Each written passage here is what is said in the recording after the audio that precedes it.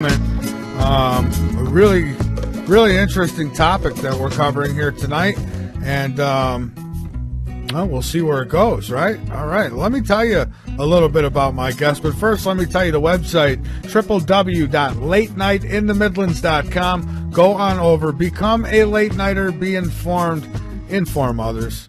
It's important. It really is. Just spend a little time over on Facebook if you dare, and you'll see it is important that we inform others. But let me tell you a little bit about my guest. Steve Oxtakolnis is an author, research scientist, instructor, and consultant in the area of advanced human-computer interfaces and interactive systems. Educated in physics and computer science, Steve is the former director of the Virtual Environment and Interactive Systems Program for the National Science Foundation Engineering Research Center for computer field simulation. He served on the professional research staff at the University of Washington and the facility of Mississippi State University. Steve is an invited lecturer and researcher for the U.S. Army, U.S. Navy, National Reconnaissance Office. He's got a heck of a bio here. Steve has also authored 3 books on the topic of virtual and augmented reality, as well as dozens of papers, magazines, articles, and technology reviews. His recent book is Practical Augmented Reality. So with that, folks, we're going to welcome my guest, Steve, to the show, and we'll get this thing started here. Let's go ahead and bring him up here. First, we got to get rid of that. There we go. All right, so here we go, folks. Steven's joining us now. Skype trying to psych me out over here.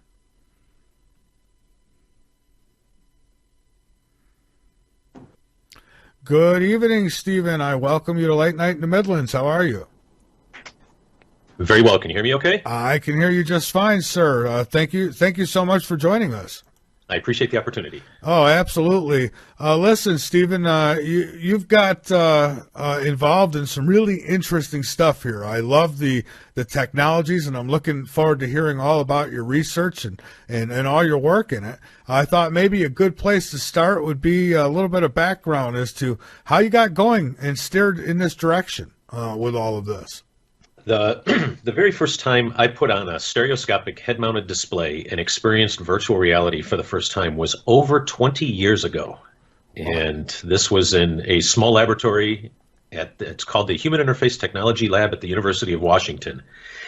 And this was it was the first time these technologies rose to the prominence of hype. And we were just starting to screw around with the technologies and see how they can be applied in different areas and so on. And here we are today. Yeah, I remember my first run-in with virtual reality. I was 17 years old. I'm now 45. It was at Kings Dominion Amusement Park in Virginia. And they had this booth set up, and it said virtual reality. And if I remember correctly, me and my friend paid $15 each, I think, to experience this thing. And let me tell you, it was nothing compared to what it is today. Yeah, the technologies, everything from the computers that are used to drive the simulations through to the resolution of the displays themselves. Back in the day, we were using small LCD arrays in front of each eye that had a 320 by 180 resolution, compared to now where you have 1080p displays in front of each eye and so on. It's a dramatic difference in terms of display quality, speed of the hardware that's used to drive the simulations, the different sensor technologies, and we can get into that as the evening rolls along. Yeah, I had my sister-in-law, she has, I don't know what cell phone it is, but they got this hookup for virtual reality. And she says, oh, you guys got to try this. So she comes over one night with it. This wasn't too long ago. And I'll tell you what, it's incredible. I mean, it is literally incredible. I mean, you are there. The stuff seems so real. And, I mean, it's come a long, long way. I did this one with the haunted house, and there was this demon boy who was just popping around everywhere. And oh my God, it was like he was really there. And so I can't wait to get into this more because, when we talk about virtual reality and and even augmented realities, we're talking, it's like another world, literally another world, like another dimension's been opened. That it is. Perhaps a good place to start would be to explain a little bit of the background and what these technologies are. Yes. Humans are spatial beings. We see, hear, touch, and move through our real-world surroundings in 3 dimensions. But majority of all of the tools or the instruments that we use to interact with computers are based on 2 dimensions. So you have a mouse that you slide around a 2D surface on your desktop. Mm-hmm. The display that you look at, even if you're looking at simulated 3D imagery, it's like a window into a 3D world, as opposed to experiencing the 3D world as though you're inside of it. And this is where the virtual reality side of the equation comes in that instead of looking at a flat panel display that's sitting on your desktop, you actually wear a display on your head. And there's a small flat panel array, one in front of each eye, stereoscopic wide-angle optics, which spread the images around to cover majority of your vertical and horizontal field of view. And then there's a sensor that tracks the position, or X, Y, and Z, or the orientation, or the roll, pitch, and yaw of your head so the computer knows where you're looking. And what this allows them to do is give you the visual sensation of being inside of those images as opposed to on the outside looking in through a window. And so you're able to physically look up, you're able to turn around and see what's behind you in a 3D world. You're able to physically move about, and as the system is tracking your position, all of the imagery smoothly moves past you as though you're actually inside of that computer-generated world. And the applications for these technologies are just extraordinary. And it goes far beyond the gaming realm, which has captured most of the public attention so far, to be able to put you in the middle of a first-person shooting game or piloting a spaceship around, shooting out other things in space and all that and zinging around. That's all fantastic, and it's driving a lot of awareness, but this is used by architects. It's used in the defense industry. NASA uses it to train astronauts. Surgeons are now using it to practice delicate surgical techniques before they ever have the patient on the table. And the list just goes on and on and on of how, and it's not for entertainment purposes, these other applications, so much as it solves problems with respect to 3D positioning tasks, being able to visualize complex geometry. For instance, architects across the United States are now using these technologies to take clients on a walk through a building that's been designed for them before they ever turn a single spade of dirt in a construction process. That's incredible. It really is. Now, when this was thought up and they were inventing this, was what was the original intentions? What were they hoping for in the very beginning with all this? Entertainment or far more useful ways of using it for humanity, I guess. There were 2 parallel tracks that roughly took place along the same development tracks that took place along the same timeline, and this was back in the beginning in the mid '60s and extending into the '70s. The Defense Department, if you can imagine sitting on the inside of a cockpit of a fighter aircraft, and you've got the dozens of highly coded dials and displays that provide you information about your aircraft and what's happening outside of the aircraft. Well, as the aircraft continued to become more complex, pilots began complaining about information overload, where they were spending too much time looking inside of the cockpit at the displays and trying to figure out what all of that was telling them, as opposed to paying attention to what's happening outside of the aircraft. And as a result, the increasing complexity of these systems resulted in pilots being distracted, which meant we were losing a lot of pilots. And so researchers at Wright-Patterson Air Force Base, amongst others, they started looking into how to take and display information to the pilots that allowed them to assimilate the information faster. And so instead of letters and numbers, they started using graphics and icons, which the human brain can process a lot faster than looking at letters and numbers. And then the pilot, even if it's just a fraction of a second, this preconscious information processing that they have to go through before they achieve a mental image of what's happening outside of the aircraft.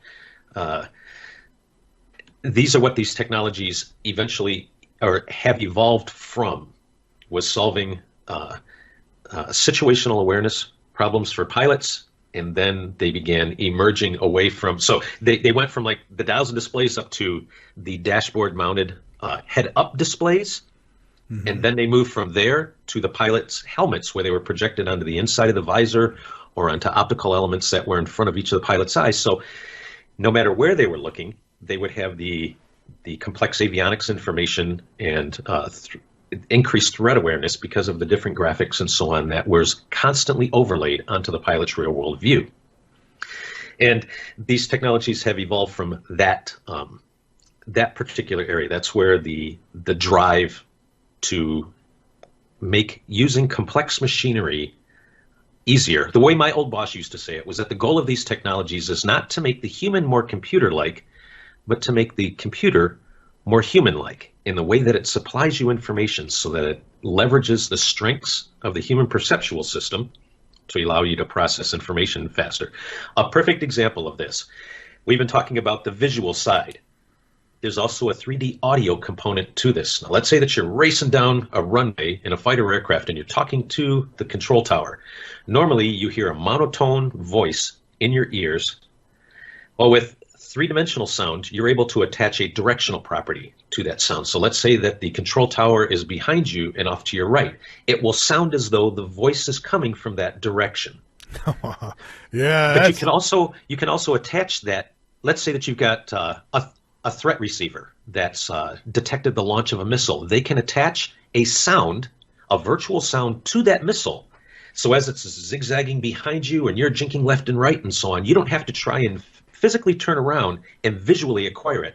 Just by hearing the Doppler shift behind you or below you and so on, you will know where the missile is at so that you can keep your vision focused on solving problems related to the geometry of flight, as opposed to looking to the left and right and so on and trying to visually acquire where the missile is at, because you can hear it moving around left and right. So then this must help also with people's senses, I would think. I guess it could go both ways. It could really screw you up too, I would think.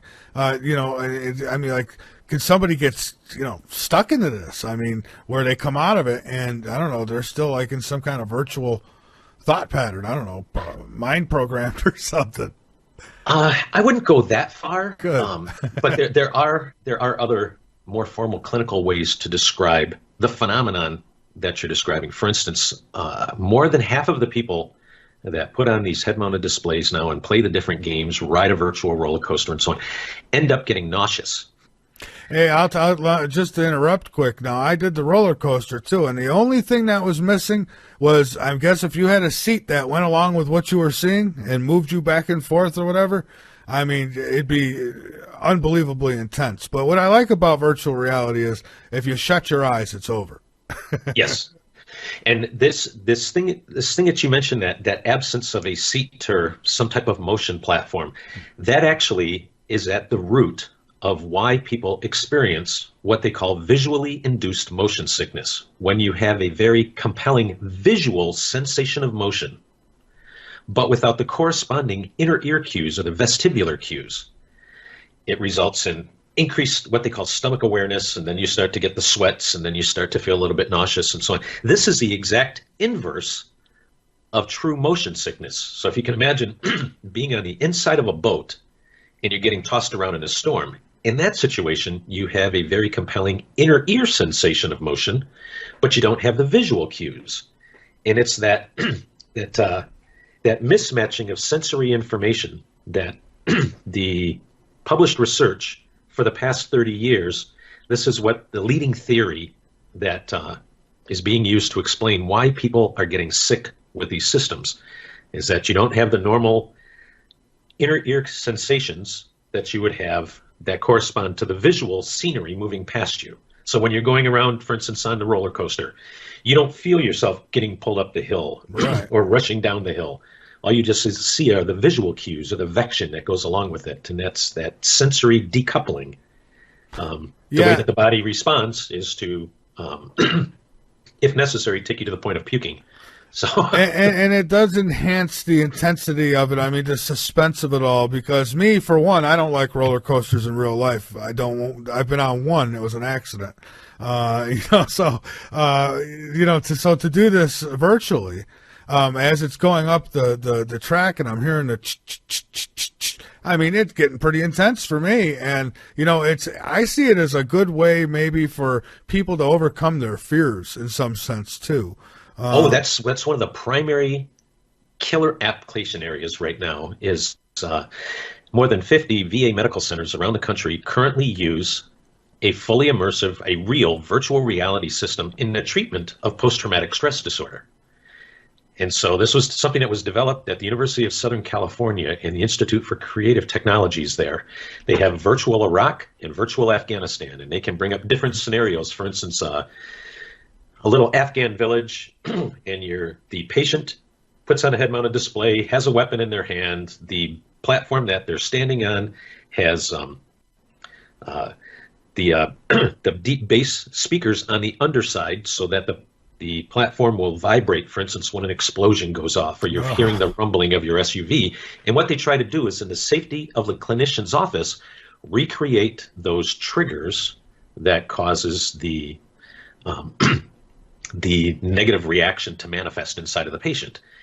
And what they're able to do is kind of wean the patient away from those triggers. And it's proving to be highly effective in a treatment of thousands of soldiers that have spent, some of them 6, 7, 8 different tours over in the Middle East. They come back, and now there's a viable treatment.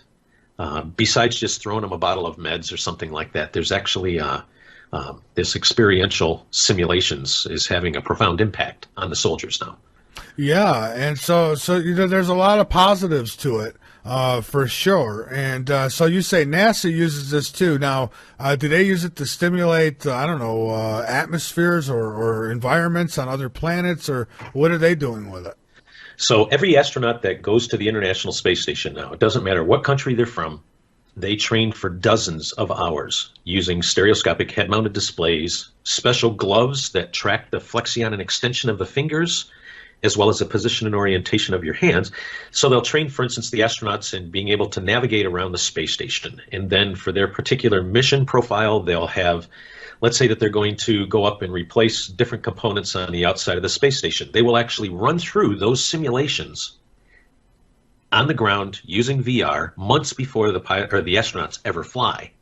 So that's one particular area that they use it at. Another one is teaching the astronauts on how to manipulate objects in a microgravity environment. So if you can imagine back in during the days of the space shuttle, they would send the astronauts up and they would manhandle satellites. And while those satellites are weightless, there's still tremendous mass that they have to learn how to manipulate in order to get, for instance, a satellite down into the payload bay by hand.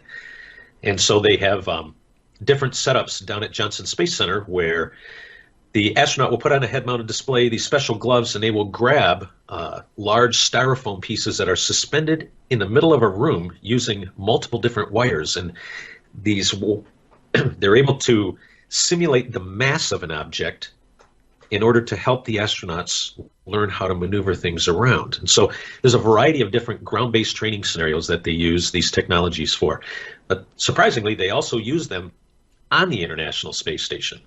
So NASA has up there right now a human-like robot. They call it Robonaut. And instead of it being completely computer-generated, what the human operator would see, the robot has 2 eyes, a set of arms, and the human operator, whether or not the person is on the ground or it's an astronaut on the space station, they put on a head-mounted display, put on their special gloves, and as the astronaut moves their head around or moves their arms around, the robot mimics those movements. And what they would eventually like to be able to do is to have it so a ground-based operator can control the robot on the outside of the space station making repairs so that the astronauts don't have to take the risk associated with doing an EVA or extravehicular activity or a spacewalk.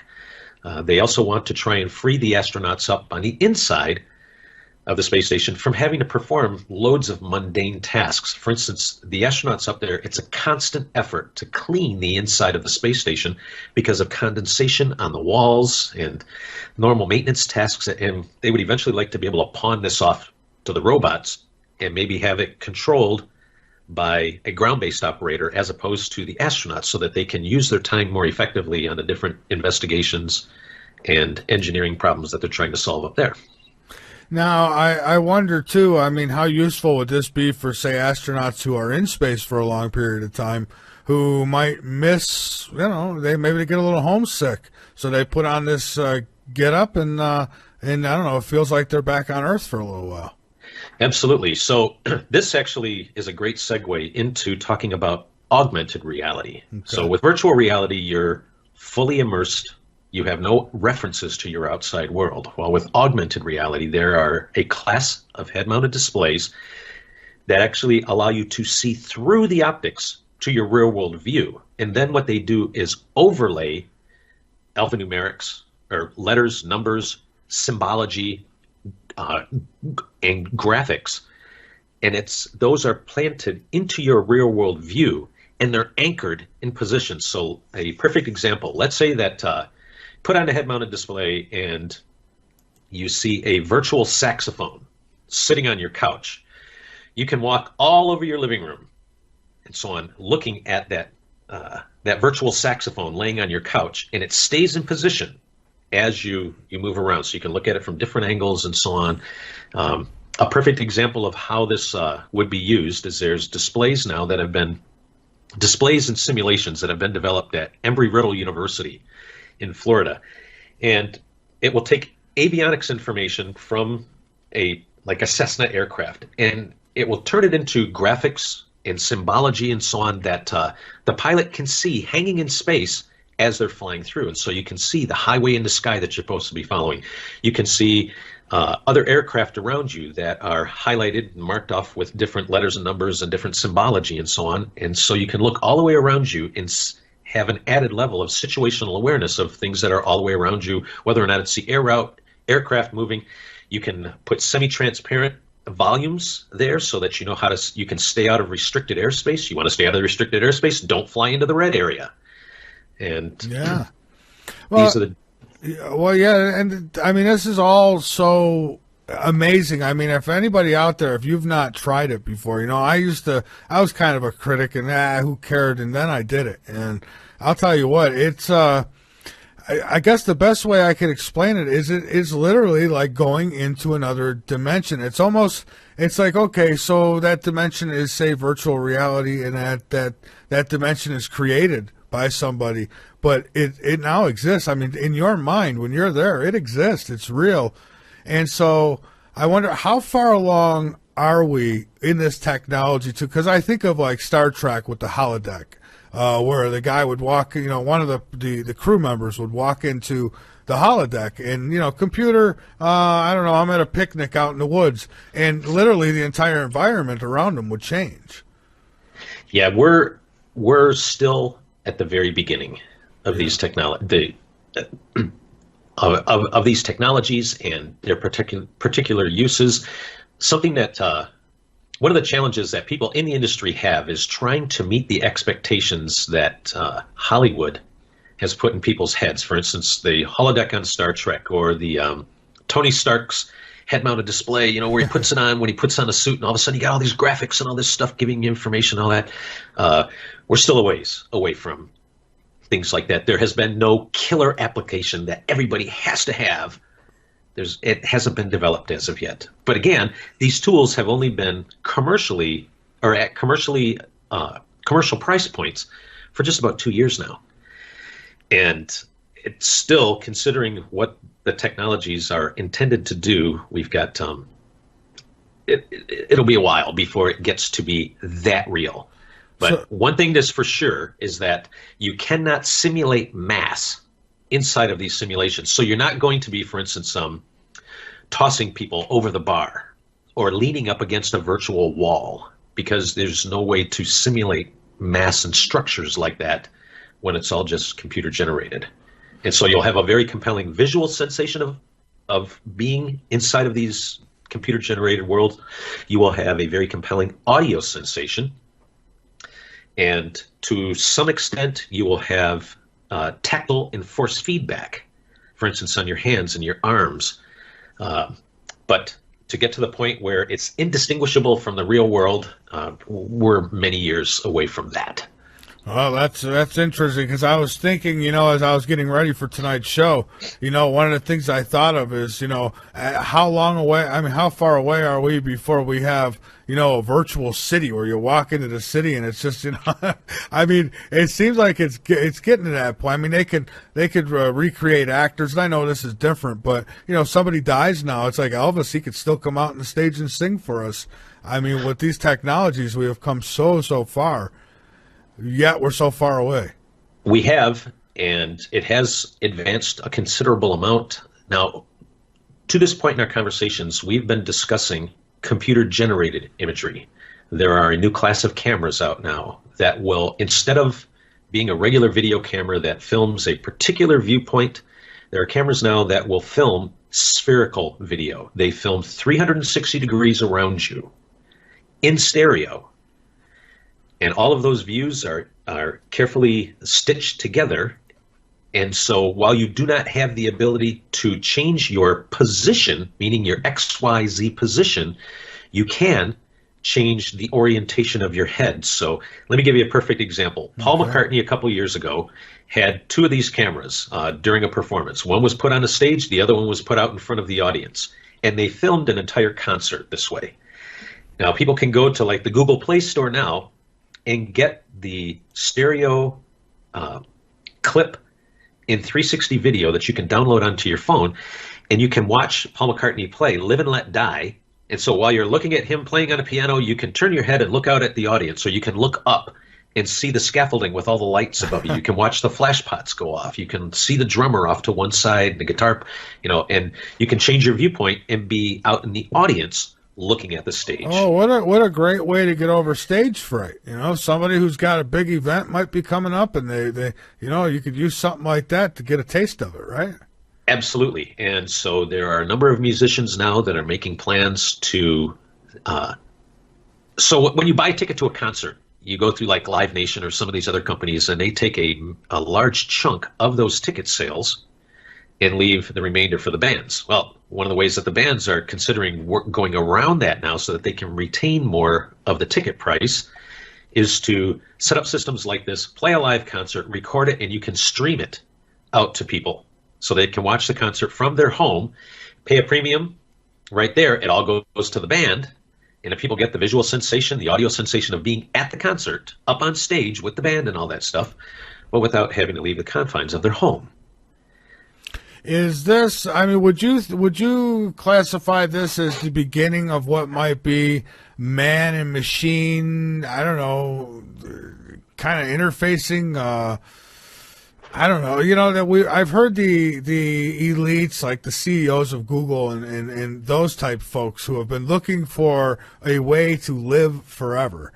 And I could see companies like that investing tons of money into something like this because, who knows? The possibilities are endless, right? They really are. Now, I need to, I want to kind of clarify the position from which I come at these technologies. Sure. I'm a research scientist. I work directly with these technologies in order to solve real-world problems in defense in an industry. And I do lean into the hype a little bit and will engage in discussions about what the future holds and so on, but it's always with a very clean I'll draw lines to what I would agree to as being the future of the technologies and so on. Okay. Well, that's so, for instance, you were alluding to, the line between man and machine, for instance. I think you were trying to get at the concept of it being blurred, and I think you're spot on in that the people that design computer mice, so the different tools that we use to interact with computers, whether or not it's a dial pad or a space ball that's used to manipulate imagery on a CAD designer's computer screen. These computer interface designers, they're continuing to try and break down the barriers that allow humans to maximize the use of their different perceptual mechanisms. For instance, being able to see things that you're designing in true 3D, to be able to walk around them or stick your head into it and view it from angles you could not possibly achieve with a 2D display, or with 3D sound, being able to simulate the acoustics of the inside of a closed space or inside of a building with tremendous accuracy just by programming in, for instance, the sound absorption coefficients of the different building materials. Now that's where there's tremendous progress being made at trying to you can either say it by break down the barriers. Another way to say it is trying to maximize the use of the human perceptual mechanisms to be able to assimilate information faster. Does that kind of make sense there? Yeah, absolutely it does. Sure. So then what does the future of this technology look like? I mean, let's go within the next 10 years. I mean, where do we expect to be with something like this? I mean, people like kids are buying PlayStation 4s and things like that right now. I mean, 10 years from now, are they going to have like, I don't know, walk-in video games? Like, I don't know how to, like a box that they go sit in? Absolutely. As a matter of fact, there are location-based entertainment centers popping up all over the world that are based on these technologies. So, for instance, there's an outfit in Linden, Utah, where you can go in. I think it's like $12 for a 10-minute simulation, something like that. But you go in with a group of your friends. Everybody gets a head-mounted display, a backpack-worn small computer, and you get a weapon. And you go in, you play the shoot-'em-up games inside of these pods that they have. So you're moving around. If you were to take off the head-mounted display, you would just see a room with various geometric features with no surface detail, whatever. But you put on the head-mounted display, and that featureless cylinder that you just saw in the real world is now like a transport pod. And that sphere sitting over in the corner is some glowing orb. And you're in these strange worlds where the geometry inside of the virtual world corresponds to the geometry in the physical world. And so when you go up and you put your hand on that virtual wall to tap in a code to open up a sliding door, you're actually physically tapping on a wall. And so these are popping up all over the place. There's efforts in Hollywood and a number of studios now to change the science of cinema, where normally you go to film school and you learn how to like frame a shot and so on and lead the audience and play with their emotions and all that. Well, that's with one camera viewpoint. Now, imagine filming in 360 degrees, and they're trying to just now starting to crawl through the effort of designing a new science where the action is taking place all the way around the viewer and trying to figure out how to keep people's attention focused in one particular direction when something's about to happen inside of the movie. And then how to scare the crap out of people by getting the sound right and having a jet race over them from the back. All that. Yeah. It's amazing stuff, and I'll tell you, once you try it, you really can't get enough of it. And for me, I mean, I was fine with it. It didn't mess me up any, but like you said, some people get sick and get motion sickness and things. How common is that? I mean, it's kind of probably a rarity, right? Because I had about 8 people I know of who tried it, and none of them got sick from it. That's outstanding if they didn't, because more than half of the people that put the head-mounted displays on right now experience some sort of discomfort, whether or not it's a dizzy feeling or a nauseous feeling. One of the interesting parts is that the human perceptual system adapts. Yeah. And so 2 to 3 times into using these, that nauseous sensation actually will go away. Well, my mother-in-law, she did complain of a little bit bothering her, but she kind of spikes up the drama. I think she was afraid of the demon, to be honest with you. Another interesting thing is that this type of response, that these physiological responses, varies by age, by gender, and even by geographic location. For instance, women are more susceptible to visually induced motion sickness than men. Chinese women are almost double their susceptibility versus people in the West. Nobody understands why it's like this as of yet. There's still a lot of research that has to be done in order to try and gain an understanding of this. But those numbers or those divisions are very, very well defined in that women will experience these, have the potential to experience these physical manifestations more than men will. And Asians typically will experience it more than those users from the West. So interesting stuff. Yeah, very interesting. Well, listen, let's take a break here, and then we'll come back and we'll talk some more about this. And folks, if you've got any questions, you are more than welcome to call in and well, try to call in. I think the phones will work, but then what do I know? We know Skype's not been very cooperative. But other than that, there's other ways. You can also get a question to me in the chat room at latenightinthemidlands.com. Private message me, real easy. Click on my name, bam, just put your question in, and I'll get it. You can also send questions through our moderators on the YouTube end of things, and they'll get the questions to me. So real easy, folks. My guest is Steve Oxtakalnis, and we're talking about virtual reality. We're talking about also his books. We've got them linked up, by the way, over on latenightinthemidlands.com. So if you want to go check out his website and his book, it's all linked up there for you on the home page and on the schedule page. So we'll be back in just a few minutes. Don't go away, folks. This is Late Night in the Midlands. That's the reality. We'll be right back. All right, we are back. It's Friday night. It's Late Night in the Midlands, and, well, we're talking about all kinds of good stuff. How about virtual reality, augmented reality, with my guest, Steven, who is linked up on the homepage at latenightinthemidlands.com, right on the picture slider or in the schedule page. You can find him. He's going to be with us for a little bit longer, and then for the last part of the evening, Dr. Rand will be popping on here with us, give us some updates. We're going to talk some current events.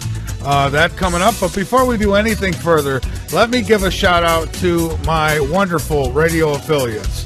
First, High Point Radio, located at the top of New Jersey, bringing us into New York, New Jersey, and Pennsylvania on 100.5 FM, 1620 AM. Thank you. WAFR 87.5 FM, bringing us into Wareham, Massachusetts, live Monday through Friday. Thank you. How about WCET 87.7 FM, Columbia, South Carolina, on Columbia Talk? Thank you. They run us actually a couple times through the day.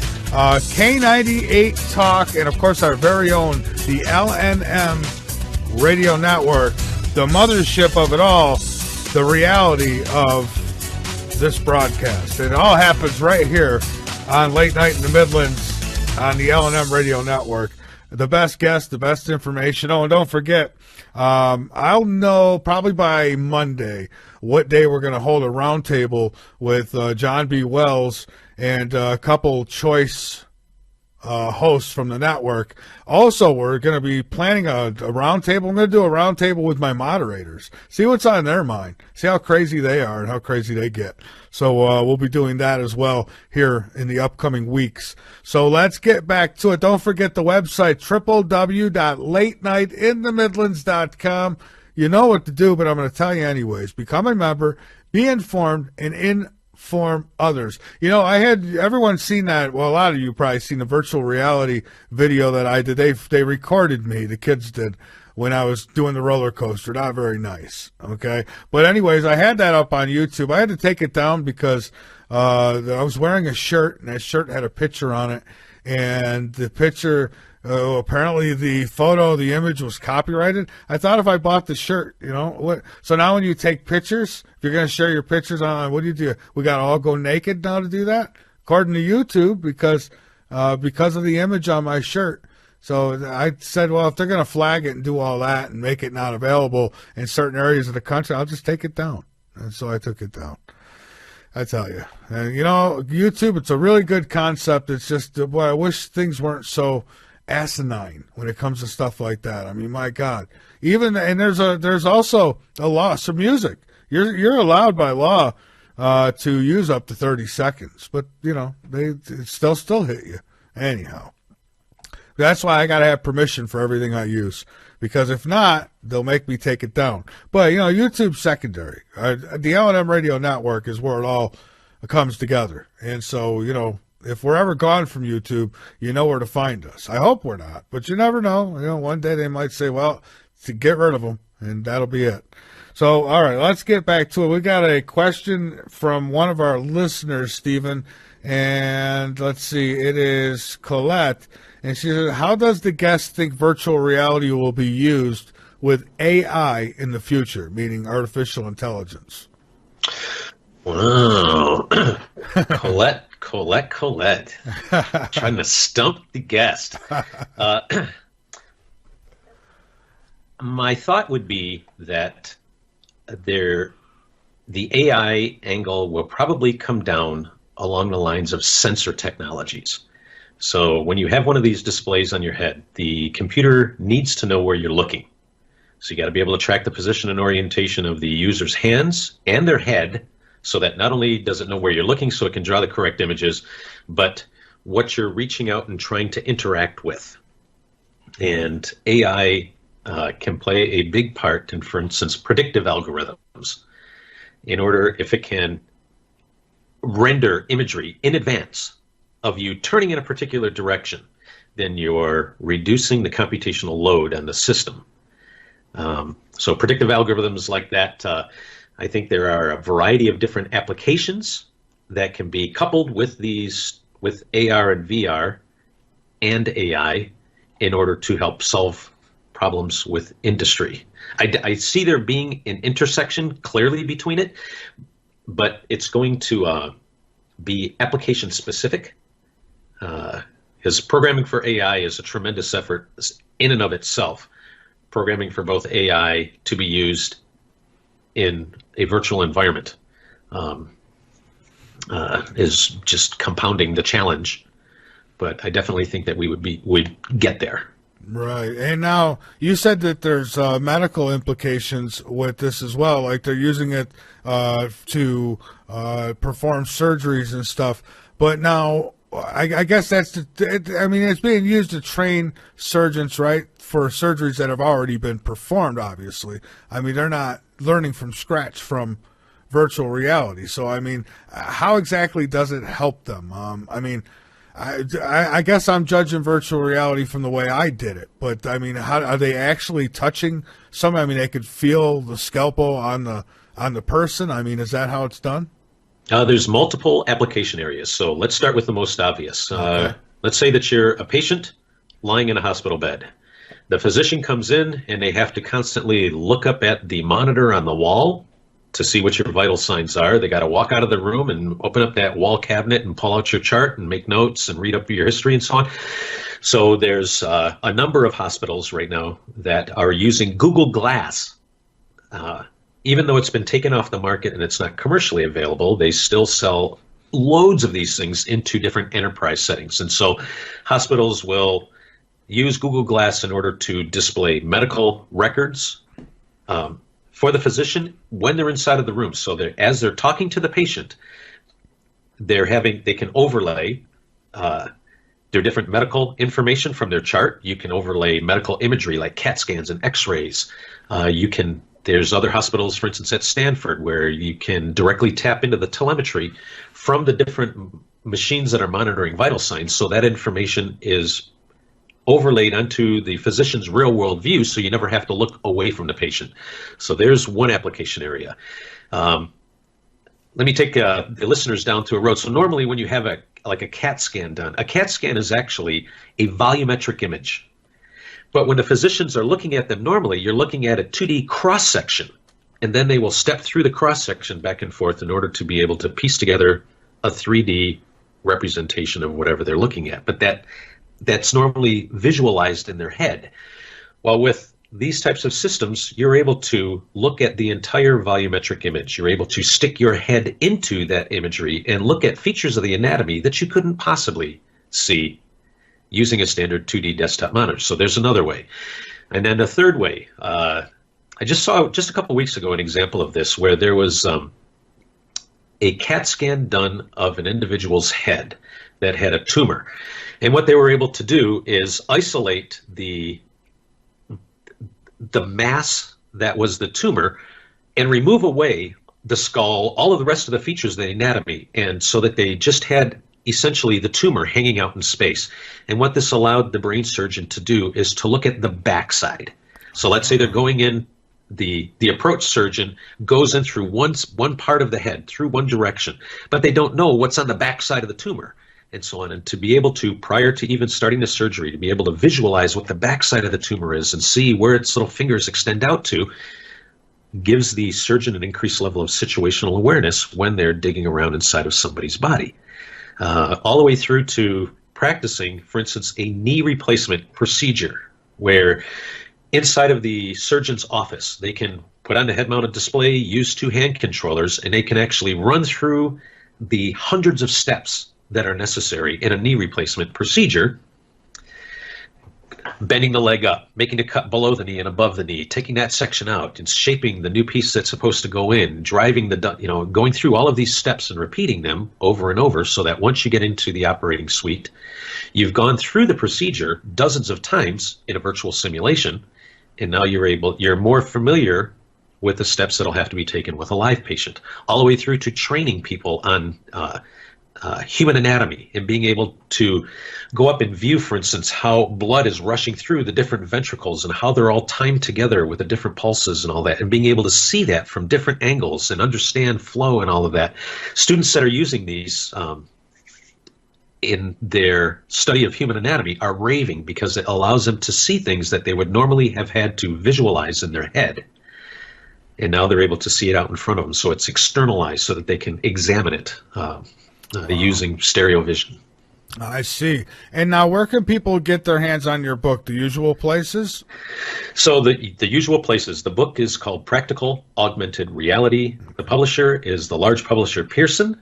The book is available on Amazon, Barnes & Noble, Inform IT, in most major university bookstores. All right. And listen, if there's anything else that you'd like to get out before we're done, by all means, go right ahead. And I want to thank you so much for being here on the show tonight. And I look forward to talking about advancements in this technology in the future. Mike, I graciously appreciate the opportunity to come on and talk about these technologies. These are, you asked a question a short time ago before the break, what are we looking at 2 to 3 years down the line? So right now you have these large displays like the Oculus and the Vive that hang off the front of their face. They're not so much heavy, but they're also not small. There's new displays that are currently being tested. So they've already been designed. They're going through the testing phase right now, that are starting to approach the size of a pair of sunglasses, where instead of using a flat panel array, an OLED array in front of each eye, stereoscopic wide-angle optics, so on, these displays will actually, the new displays will actually project the imagery into your eyes and use the retina as the imaging surface. Wow. And so you're able to get down closer to a pair of stylish sunglasses. And you'll start to see these appearing on the market within the next couple of 3 years. Also, dual-purpose displays where you can completely, like, for instance, snapping a little shade onto the front, you can take your augmented reality display and also use it as a virtual reality display. So there's dual-purpose displays that are already in development. The next generation, 2 to 3 years from now, the systems that people are buying are likely going to be gathering dust on a shelf because of the new generation of displays will be just removing a lot of the troubles. A lot of them, the larger high-end displays out right now are all tethered. You have cables that come off of these displays and so on. Well, all of those cabling will start to go away as well. And so there's exciting things happening in this field that are going to impact so many areas of engineering, design, solving problems in terms of worker efficiency in industry. And I would encourage your listeners to pay more attention than just the entertainment side of it, because it's going to be changing the IT experience for many, many, many people over the next few years. And I hope that your listeners and you are as enthusiastic about adopting these technologies as I am. I most certainly am. I'm not one of those people who's against technology. If it's used the right way, I love it. So I'm looking forward to it. But listen, I thank you so much, Stephen, for being on, and we'll keep you linked up on our website, and keep you linked up in the archive as well. So it'll also be available on YouTube for everybody. And I thank you so much, and don't be a stranger. Thank you, sir. Have a great evening. All right. You too, my friend. Good night. Good night. All right, folks. There he goes. He's the author of Practical Augmented Reality, and linked up over on our website at latenightinthemidlands.com. Stephen, he is in one heck of a line of work there. I'll tell you, virtual reality, it's really awesome stuff. I mean, and of course, me, I've got my mind wanders. I get outside the box a lot, and especially when I put something like this on, and I it literally is like another dimension. It really is. The only, I guess, good part plus is that you could close your eyes and it's over, but it is. I mean, it's like another world, and it's just unbelievable. It reminds me of when I was much younger. Really, it does. I was going to talk about this with the guest, but I don't think he would have appreciated it as much as maybe some others would. And that is, it's kind of like taking an acid trip. It really is. It's like, holy smokes. It's not real, but damn, it looks real. I don't know if I like where it uses your retina for to place the image, because I don't know. I've heard of TV screens they got. Remember back in the old days, they had start coming out with these large screens and sometimes you could burn. You had to be careful with the video games because it would burn image into the screen. What if that happens to your eyeballs and the image gets burned? I don't know. And maybe that can't happen. I don't know. He's the expert, not me. I don't know. For me though, I'm the thinker. I just think, what if one day you have these devices and they're like, I don't know, it's like that's how you go into other dimensions. You get in these devices and bam, you're there. Because that's how it felt like. I did the roller coaster, I did the Demon Boy, and that's another. This is why I wait. I don't buy stuff like this. It's like everything. My son says, "Oh, you should get the new. You got the old game system." I'm all right with it. I like it. I'm still enjoying it. Why go spend hundreds of dollars more for something? The only video game I play, I'm going to tell you all about them here in just a moment. A really interesting topic that we're covering here tonight, and we'll see where it goes, right? All right, let me tell you a little bit about my guest, but first let me tell you the website, www.latenightinthemidlands.com. Go on over, become a late nighter, be informed, inform others. It's important. It really is. Just spend a little time over on Facebook if you dare, and you'll see it is important that we inform others. Well, let me tell you a little bit about my guest. Steve Oxtakolnis is an author, research scientist, instructor, and consultant in the area of advanced human-computer interfaces and interactive systems. Educated in physics and computer science, Steve is the former director of the Virtual Environment and Interactive Systems Program for the National Science Foundation Engineering Research Center for computer field simulation. He served on the professional research staff at the University of Washington and the facility of Mississippi State University. Steve is an invited lecturer and researcher for the U.S. Army, U.S. Navy, National Reconnaissance Office. He's got a heck of a bio here. Steve has also authored 3 books on the topic of virtual and augmented reality, as well as dozens of papers, magazines, articles, and technology reviews. His recent book is Practical Augmented Reality, So with that, folks, we're going to welcome my guest, Steve, to the show, and we'll get this thing started here. Let's go ahead and bring him up here. First, we got to get rid of that. There we go. All right, so here we go, folks. Steven's joining us now. Skype trying to psych me out over here.